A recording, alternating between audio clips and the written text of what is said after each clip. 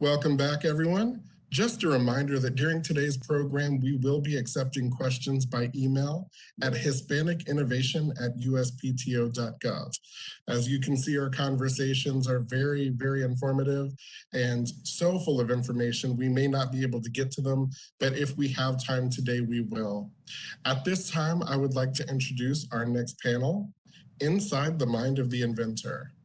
Maria Valise, I will go ahead and turn the program over to you. Thank you, Sean. Buenas tardes, everyone. Good afternoon. I hope you're all having a fantastic day so far. My name is Maribelis Santiago, and I'm a senior advisor to the Deputy Commissioners for Patents here at the USPTO. And it is my pleasure to introduce to you to Mr. Leandro Margulis. Leandro is the head of product marketing at Proof, the mobile identity company. He is an innovator and an inventor holding multiple patents. Leandro was born and raised in Buenos Aires, Argentina, and emigrated to the United States in the early 2000s. He holds an MBA from the Yale School of Management and an Industrials and Systems Engineering degree from Florida International University, where he graduated summa cum laude. Leandro, welcome. We're so happy to have you here. Thank you so much for the invitation and the introduction, and you know, making a little bit of a joke. Also, thank you for feeding my Argentinian ego. Probably some people would relate to that as well. Super excited to be here. Thank you so much for the invitation. And you know, I'm glad you don't have to open my brain for going inside the mind of an inventor, but I'm excited to share a little bit about some of the things that I came up with, and hopefully this is just the beginning in terms of, you know, keeping the innovation open and keeping the mind open for new ideas as well. So yeah, I mean, happy to tell you a little bit more about the couple of the patents that I have. I have patents that I created on my own, but that also led to having more of an inventor mindset and looking for other things that could be patentable and other things that would make sense to, on one hand, to protect the innovation, but on the other hand, to make some innovation public so others can improve upon it. So I always try to keep in mind what can be created, and that has actually helped me, has inspired me, and it helps me look at the world with a different lens. That's fantastic. So let's deep dive a little bit into your patents. So Leandro, you founded TraceTag, which is a company focused on tracking high-value assets. You did receive a patent for the invention of durable radio frequency identification tags to track assets in harsh environments. Can you give us more information about what that patent is about and what inspired you to develop that idea? Happy to tell you about that. So that was actually the first patent that I got granted, which was super exciting. And basically, I am, as you very well said, I'm an industrial systems engineer. And the joke within engineering is engineers make things, industrial engineers make things better. And the reason that is because it's all about business process improvement and just improving things. So basically, the idea for the patent came up of a couple different parts of my life converging. So on one hand, I had the privilege of having entrepreneurial parents, and my parents are entrepreneurs. They actually created a company that does injection molded labels. So I grew up with that business. And on the other hand, in my first job out of engineering school, I went to FIU, Florida International University, was at Deloitte. And some of the things that I did in management consulting were in terms of working with implementing inventory management tools like Oracle ERP systems, SAP, and so on. And my first internship when I was still at FIU was actually at GE in Erie Pines, Pennsylvania, in the manufacturing of locomotives. So I got a chance. I looked at all these three things in my life, right? I mean, the molded labels, looking at inventory management, and looking at my experience at GE with all these parts that were outdoors and in harsh environments that were part of the locomotive engine outside, and how to be able to track all that. And putting all these things together is that I came up with the idea of this durable RFID tag. I don't know how familiar people are with RFID technology, but RFID is IoT before it was called IoT, right? Internet of Things before we called it Internet of Things. RFID stands for radio frequency identification, and it could be seen as a barcode in the sense that you can use it for tracking an item. But it's actually a chip with an antenna that you can send a signal and it bounces back, and then you get some information. And it can be from a unique identifier to more metadata you can have about an item. And my invention was not the chip itself. My invention was actually sandwiching that chip into a rubber or durable label. And that's why you're able to use it for tracking things outdoors and in harsh environments. And not only that, because of the substrates and materials that you put it in, you can even, one of the issues with RFID is usually that if you put it on metal, you have a lot of interference. But because you have some kind of an insulator with the rubber, it actually creates a better way to read it. So because of all those reasons, it was actually very cool to be able to use that for tracking stuff outdoors and in harsh environments. The company, as you very well said, was called TraceTag, a tag that you can trace. But trace was actually written with a Z, not a C, because that's the domain that was available. But it was actually a great experience. I got funding to start the company from the Yale Entrepreneurial Institute between the 2 years of my MBA. I got something that never knew existed, which was a full tuition scholarship to Yale. So happy to talk a lot more about that. But it's, in the previous session we were talking about living the American dream, and I cannot be more grateful to be able to be living the American dream. That's wonderful. And my next question kind of segues into that perfectly. Basically, it was how did your background and your education help you, in particularly with that dream? Yeah, so I'm basically a little bit about that and a little bit about my story there. In Argentina, I went to a high school that you specialize in something the last 3 years. You end up, and it's one more year than regular high school. So you get an equivalent of an associate degree in the United States in terms of the content that you see. So I started computer science there, and then that actually helped me during the first years of my engineering school in the US, and I was able to also focus a little bit more on improving my English during that time. But all that and my personal experiences were what led me to be able to come up with this patent. But I think that the background that we get from a technical mind and engineering mind actually helps us. I always liked, even when I was a little kid, I used to pull things apart to understand how they work. And now that actually helps me look at the world in a way, how does this work and how can it work better? And even when you study, operations research and operations management, it's all about making sure you see how things work so you can improve them. So I think that mindset, it's very aligned with an inventor mindset in terms of being able to innovate on what you see around you and also what you learn exists. Absolutely. So as you worked on your idea, I'm sure you were faced with some challenges.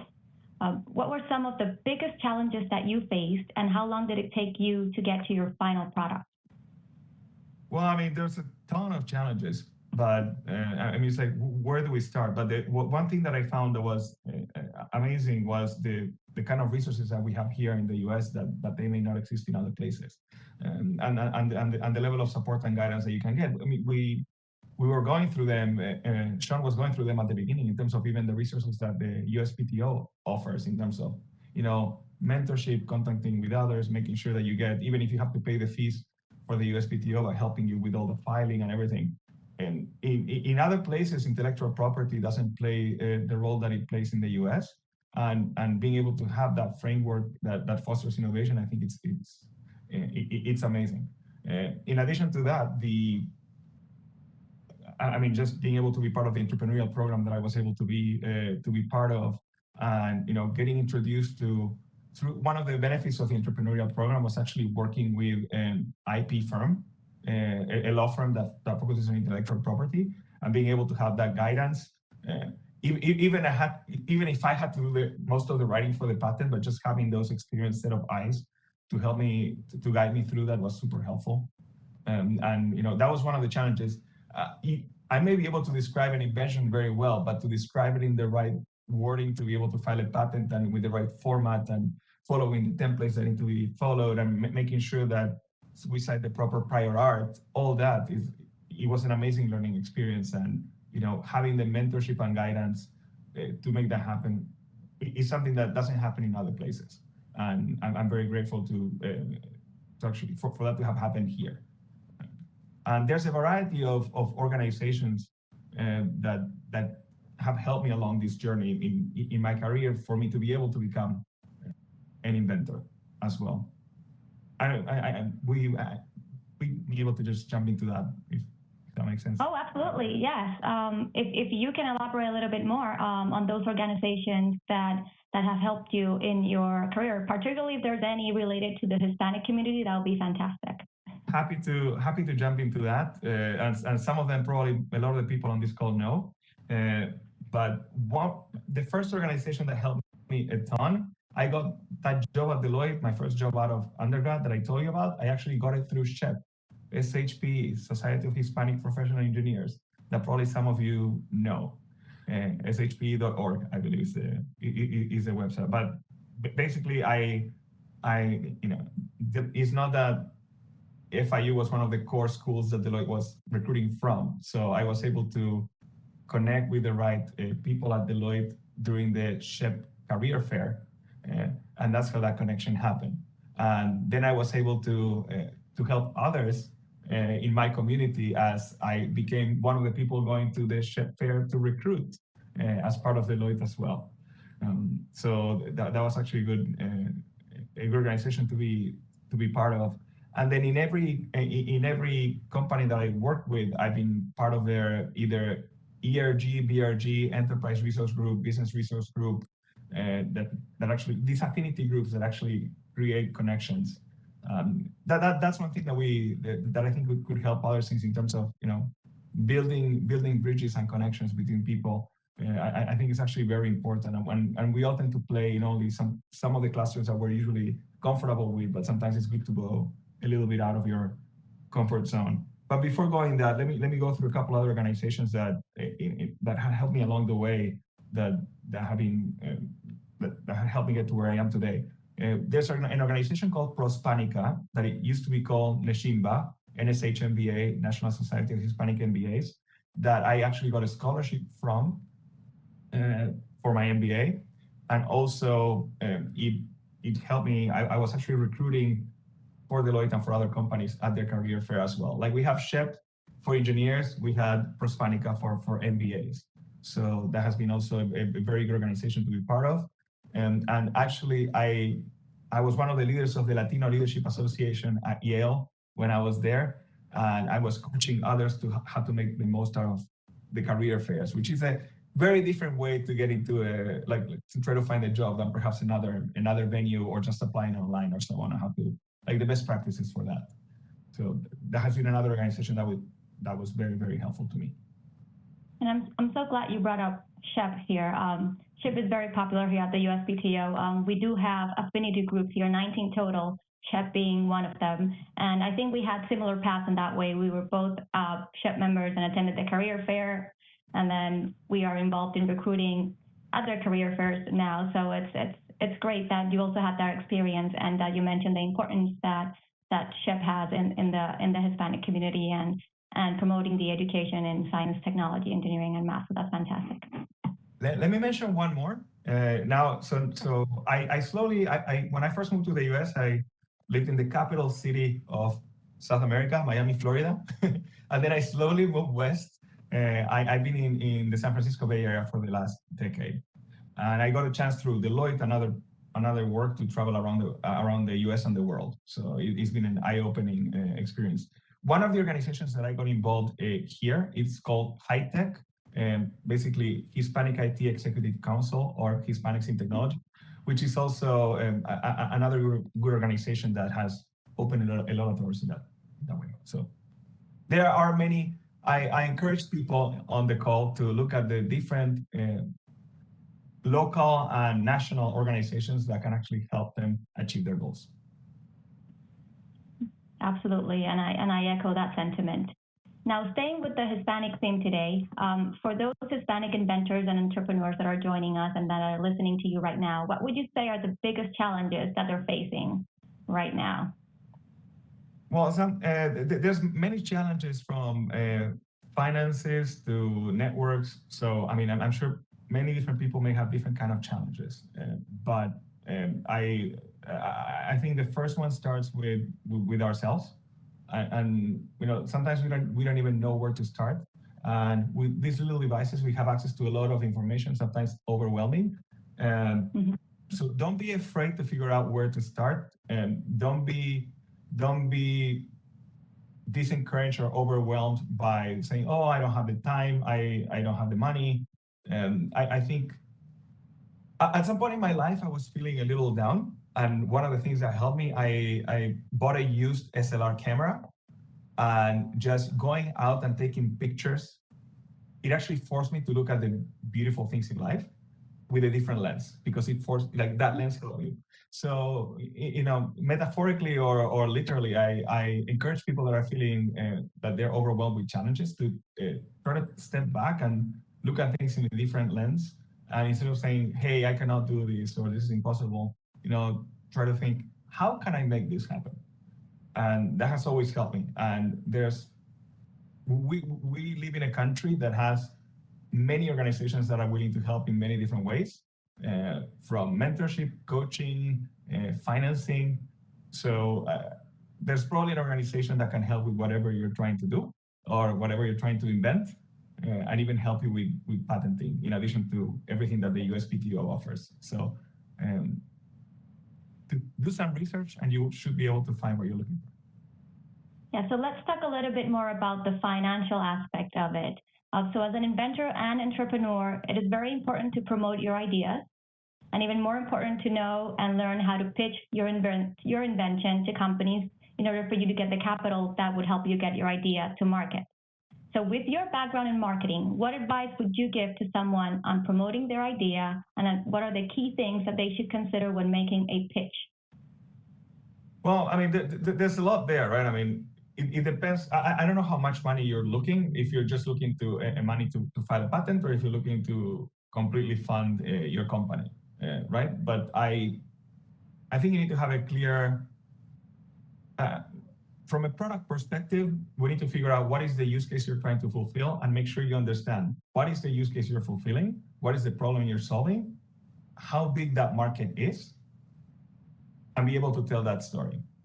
And if you're able to articulate how you can solve that differently than others, and what is your perhaps unfair advantage in a specific market, and be able to be clear, articulate clearly. And I don't care if you articulate it in, like, some people may be worried about, hey, English is not my native language.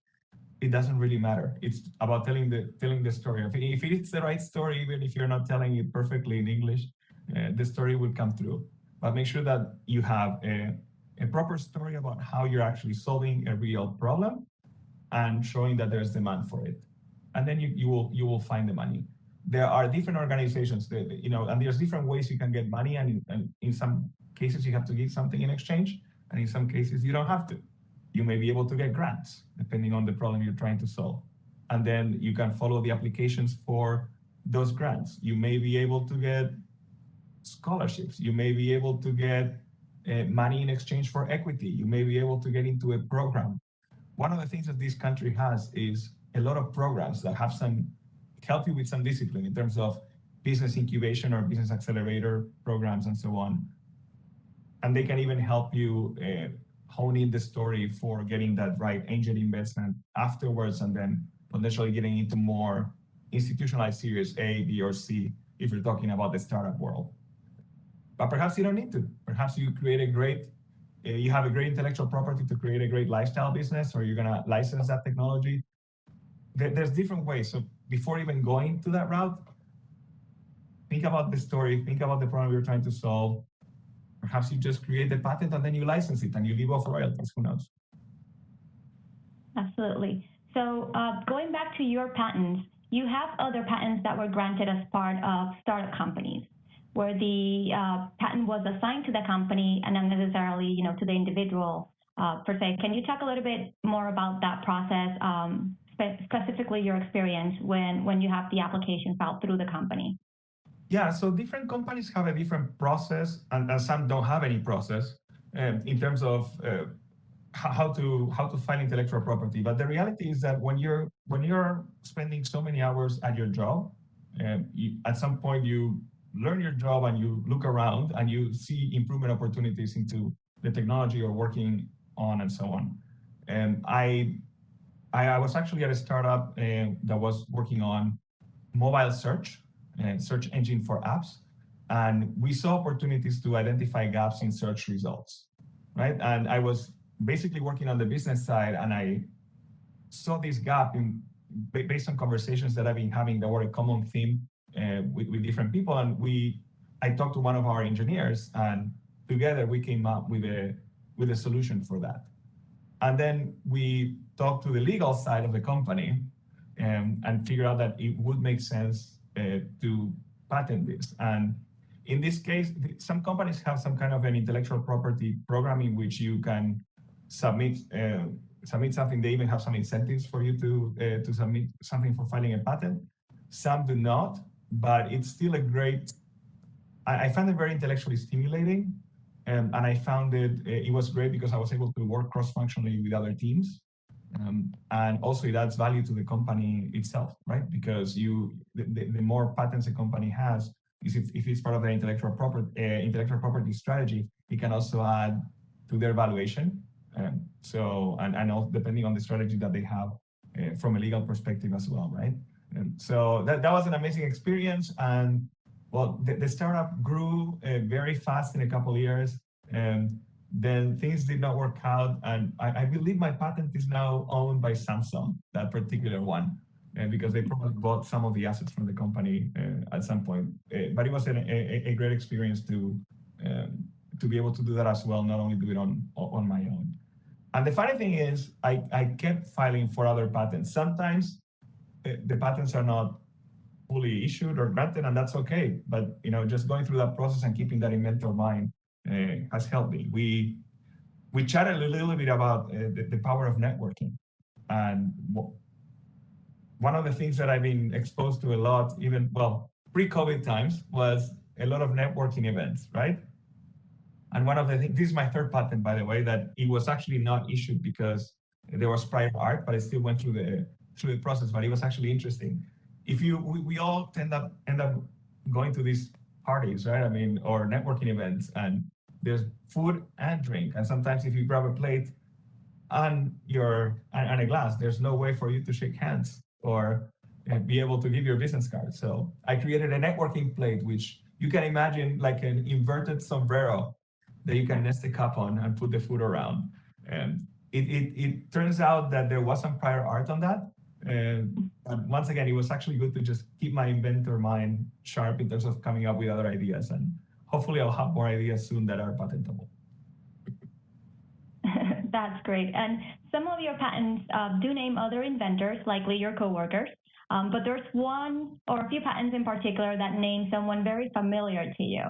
Does this ring a bell? Absolutely. So I told you a little bit about the story. One of the co-inventors in the RFID patent is actually my dad, who's also a Hispanic engineer and inventor.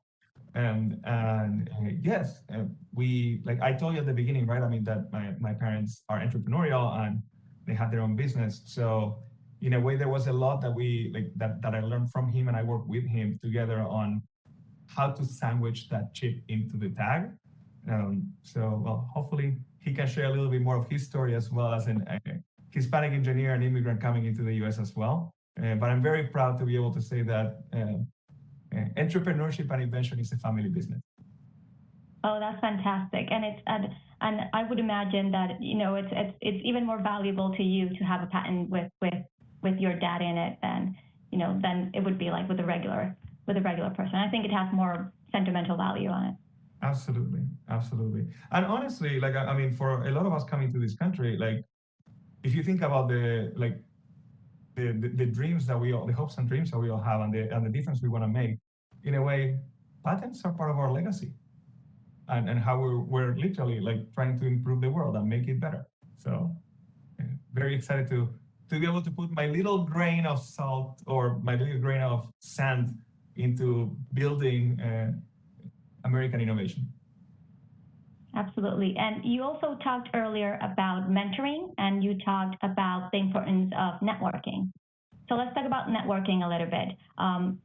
So part of the innovative journey, of course, is having a network of people to call on. As you mentioned, a business accelerator or people connector. Can you talk about how that impacted you and the value of having a large network? Yeah, honestly, there's nothing. The older I get, and by the way, I literally am getting older. Today's my birthday. I'm not gonna ask you to sing for me, but yeah. Oh, I won't. You don't want that. But happy birthday. Thank you. But the older I get, it's basically I'm just realizing the importance of having your network. You cannot get anywhere alone, and there's always people that has helped me and keep helping me along the way. So a couple learnings there.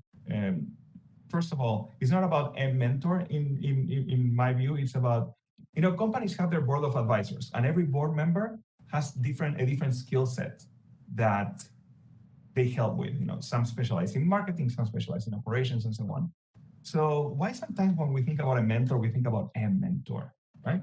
I believe that we all could have our own personal board of advisors, and each one of your advisors can help you with the different thing based on their skill set. And honestly, that board keeps evolving as you grow. You may need help with other skills that you didn't even know when you started to create your board of advisors. So I see it in that way. Now, specifically about networking, when I moved to the US in the early 2000s, I didn't know anybody. And basically, I moved to Miami, and I knew some other Argentinians that have moved there. But I realized that I actually ended up hanging out in different clusters. Like some people end up with their immigrant community, but I had different clusters with my classmates in engineering school and so on. And then I realized that a lot of people were just hanging out with the people that they grew up with locally. And then they never got out of that. And that generates a lot of groupthink. But I was able to put two and two together by being active in more than one network. And when somebody needed something on a network that they couldn't get there, I was the one connecting them somewhere else. And that was a very interesting insight, because that put me in a unique position. I was not the most connected person within a cluster, but I was perhaps one of the weakest link within that cluster, but I was the strongest link to another cluster. And that puts you in a unique strategic position in terms of becoming a trusted advisor and building credibility, because then you end up becoming the go-to person when somebody needs something. And that was a great insight that I took with me. And it takes a lot of effort to be that link between clusters, because you need to actually be active in different clusters.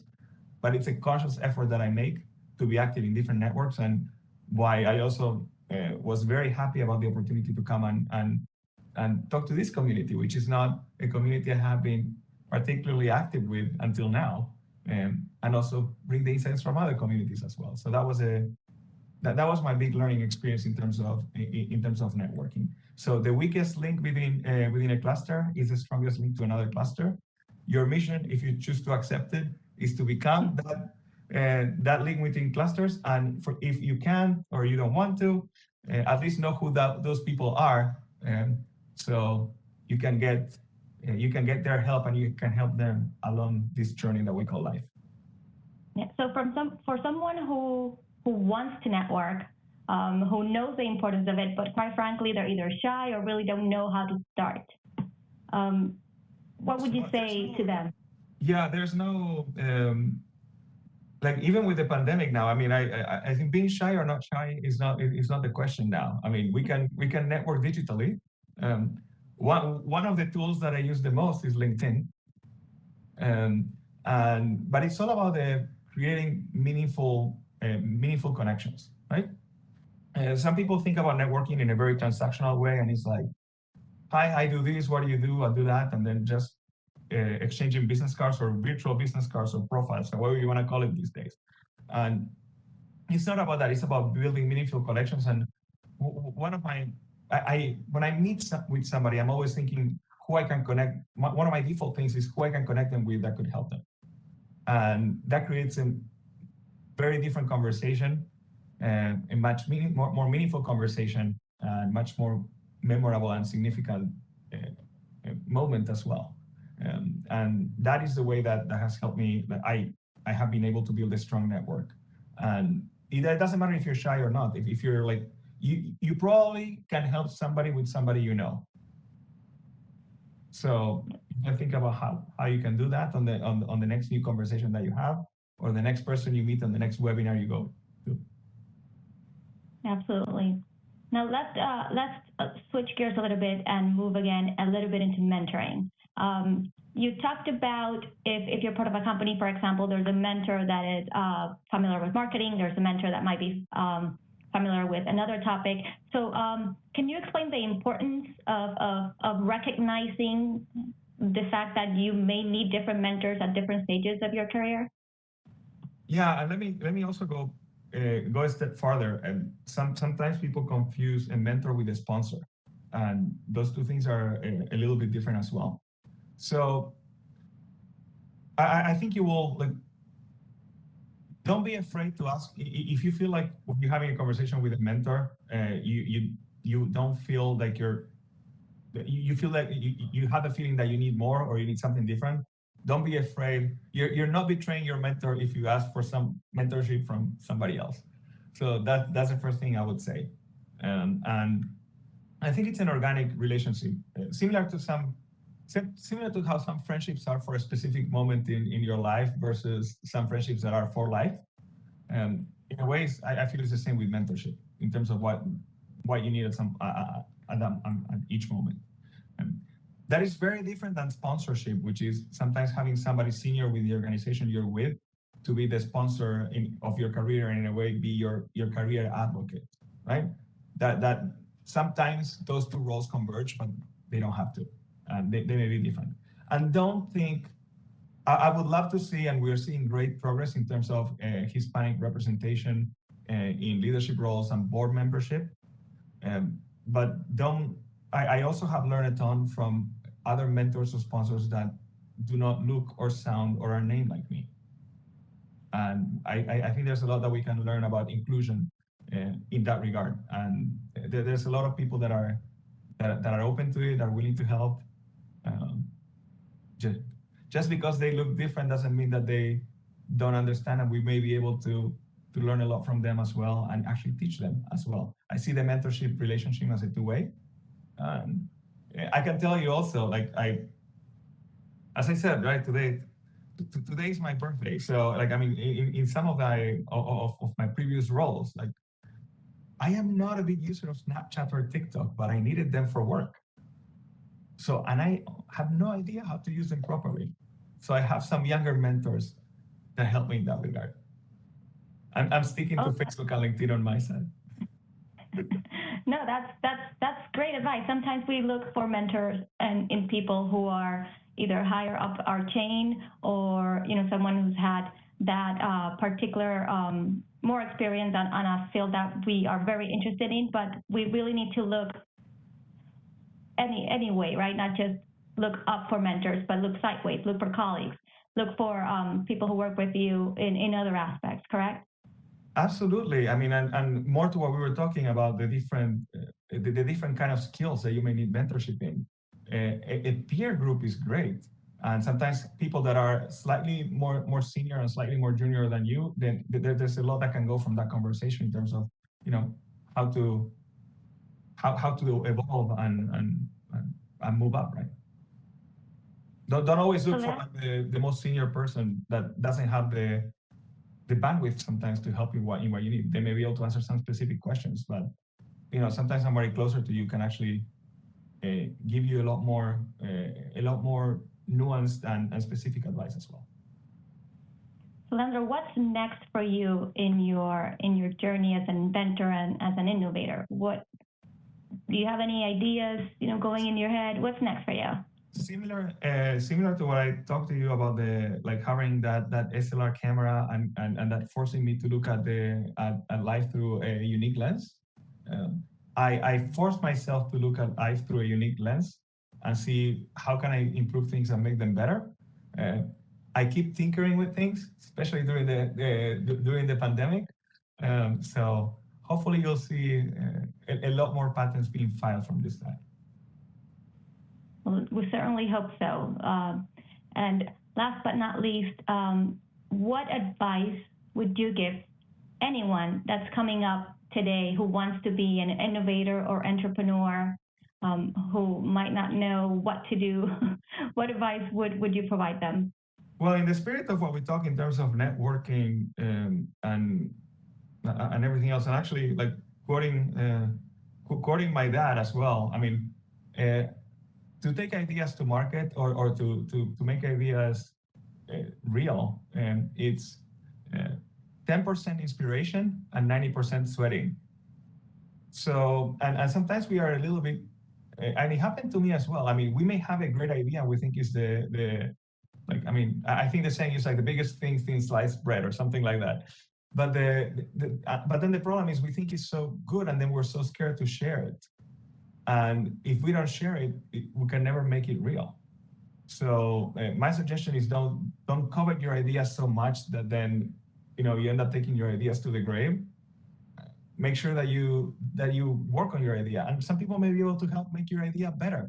That's why it's great to have co-inventors in your patents, because you come up with an idea and somebody can make it better, and that's why you have a patent. So eventually somebody else can improve on top of that.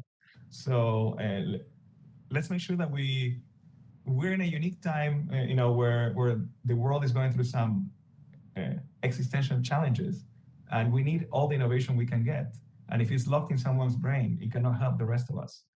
So let's make sure that we are open with our ideas, with the right protection framework that the US and the USPTO gives us, but that we can actually continue innovating to solve the biggest problems that we have at this time. Well, Leandro, thank you so much. Anybody have any questions, feel free to send them our way. I think we have a few more minutes to answer those. So there is one question that came in. So when you face a challenge or a struggle, what do you do to pull yourself up and motivate yourself? And I was thinking about this when you mentioned about filing for that patent about the networking upside down sombrero, and you weren't granted that patent because of prior art. Did that motivate you to go further, to try to develop any other different aspects of that? Or so what do you do when you struggle, and how do you pull yourself up? So I mean, we're gonna all face challenges. That's a given. So for me, honestly, just being able to step back and I was talking about one lens, but sometimes you need to change that lens. Being able to, for me during the pandemic, honestly, being able to go outside and go for a run or go for a walk and get some air helps me get some distance from things, and then trying to find another way or another route or another door in or another lens. And honestly, that and talking to people and bouncing ideas, there's only so much I can do locked up in a room versus bouncing ideas with others, and in whatever version of whiteboarding that we can have these days. Absolutely. And can you tell us more about how your community involvement, you talked about, not just limiting yourself to a certain community and moving around. So can you tell us more about how your community involvement and how you're helping others today? And do you know of any funding opportunities people can connect with? Well, there's definitely a ton of funding opportunities. I would say specifically for funding, there's a lot of specialized funding. So depending on what you're looking to do, you will have to do your research. And there's funding for a specific stage of growth with specific milestones that you are in your idea. If you have revenue or not, if you have filed a patent or not, or if you're looking for money for a patent, or if you're looking for help writing the patent, there's resources and money for each and every step of that process, but it's very specialized. So it takes a little bit of digging to find it. I actually happen to be, I mean, in the way of giving back and in the way of staying active in the community, I am a mentor myself. I am a sponsor of other people myself. I am involved with a lot of local Hispanic communities. I'm working on inclusion and diversity initiatives within the organization that I'm with. I'm active with the Hispanic IT Executive Council as well. and other organizations as well. We need to do a little bit more work on the local SHEP chapter here, but still also being involved as well. And funding opportunities, like I became an investor in a venture capital fund, which also helps me stay involved, and that also helps you connect with other investors. And sometimes you, depending on the criteria of what each investor is looking for their fund, you end up actually like referring people to one another as well. So those are the things that I've been involved with at the moment. Great. So in terms of diversity and inclusion, what are some of the things that companies can do to get more people involved? Well, there's a ton of things that companies can do. I think the first thing that we're seeing is being able to properly represent the markets that they serve, and being able to represent them in the right proportion. And I think we're seeing some improvement there. I honestly also think that a lot of the innovation is going to come from that diverse background. And it's not only diverse in terms of heritage, it's diverse in terms of ideas, socioeconomic background, because we're serving all these different segments, right? So we need to be able to, we need to take the extra effort when we're recruiting, for example, to recruit not only from the typical place we would recruit. And I have seen the value of that in terms of the right ideas or insights that are coming that you wouldn't have otherwise. From putting people in a position of influence that and empowering them to be able to tell their ideas and make some decisions and give them the right budget to do so has been eye-opening for me. And you touched a little bit on my next question on this, but how do you see diversity making innovation better? Well, I think that innovation is going to come from in a way, there are certain things that have been plateauing in terms of innovation. So I think that a lot of the innovation that we're going to see is going to come more from more diverse backgrounds with other needs. And we're seeing, like, I mean, if you look at the stats also specifically for Hispanics, right? Like, we are a growing market in the US with growing purchasing power, growing influence, right? So making sure that we can, and we have unique needs, and we have relatives in other places, and there's a lot of products that we want and we need. So making sure that we can cater to that. There's a lot of ideas. There are a lot of innovations that I see could be possible there as well.